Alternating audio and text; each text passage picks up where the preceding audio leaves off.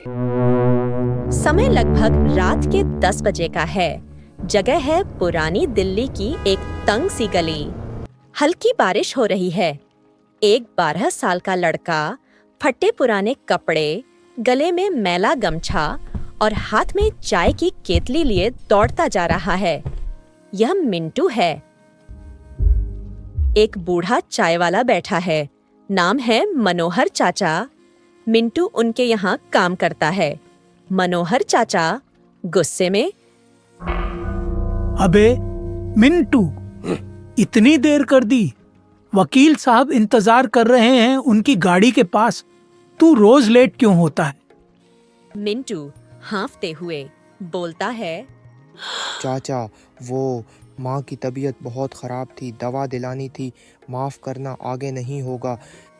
मनोहर चाचा थोड़ा नरम होते हुए कहते हैं, अरे बेटा, तू भी क्या क्या सहता है, पर काम में कोताही नहीं चलेगी।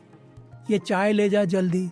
और हाँ, मुस्कुरा के देना, चाय में मिठास तभी आती है।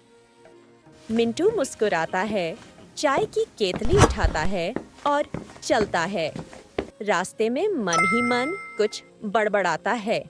मिंटू मन में, बस एक दिन बड़ा आदमी बन जाऊं, फिर माँ को अस्पताल में भर्ती कराऊंगा और बहन को स्कूल भेजूंगा, पर कैसे? गली के कोने पर वकील साहब की गाड़ी खड़ी हुई है। मिंटू चाय देता है।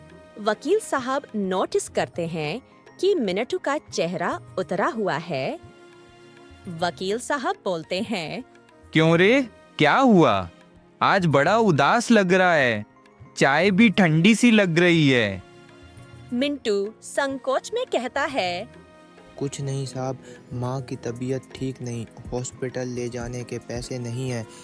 वकील साहब गंभीर होकर, कितने पैसे चाहिए?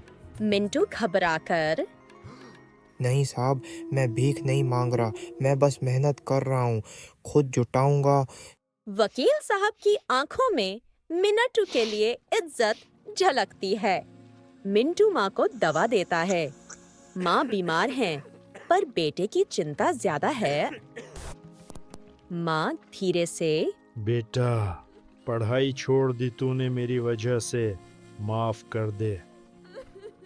मिंटू हाथ पकड़ते हुए, माँ, पढ़ाई तो जरूर करूंगा, लेकिन पहले आपको ठीक करूंगा, ये मेरा वादा है।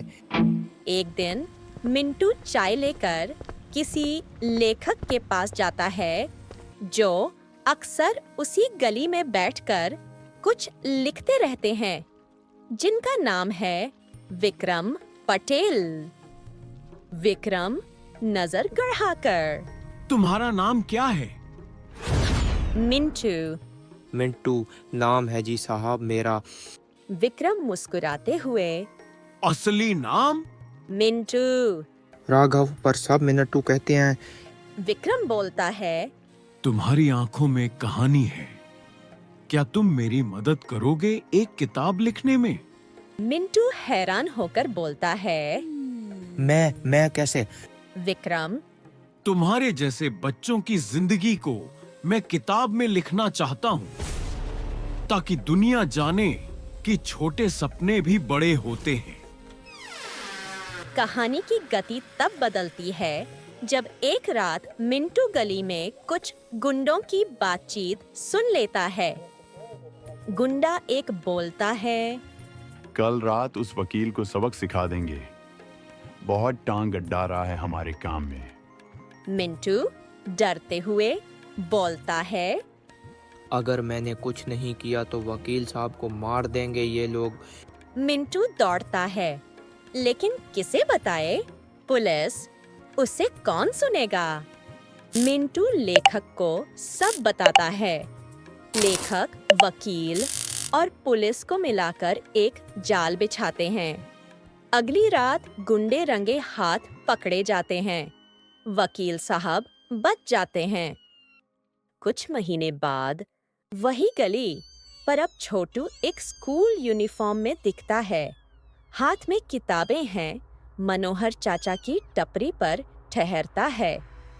मनोहर चाचा खुश होकर बोलते हैं, अरे मिंटू, अबे नहीं नहीं, राघव बाबू स्कूल से लौटे क्या? मिंटू मुस्कुराते हुए, हाँ चाचा, हमें चाय नहीं बेचना, अब मैं खुद चाय की दुकानें खोलूँगा और उन बच्चों को काम नहीं पढ़ाई दूँगा जिनकी मजबूरी मैं समझता हूँ। पीछे से लेखक आते हैं और छोटू की लिखी किताब हाथ में होती है। छोटू की आखिरी चाय। विक्रम बोलता है, ये कहानी सिर्फ अमन की नहीं, हर उस बच्चे की है जिसने गरीबी को हराया है और अपने सपनों को हकीकत बनाया है। मिंटू की आवाज में विक्रम बोलता है, मैं छोटा था, मजबूर था, पर कमज़ोर नहीं था, क्योंकि जब इरादे मजबूत हों तो किस्मत भी हार मान जाती है।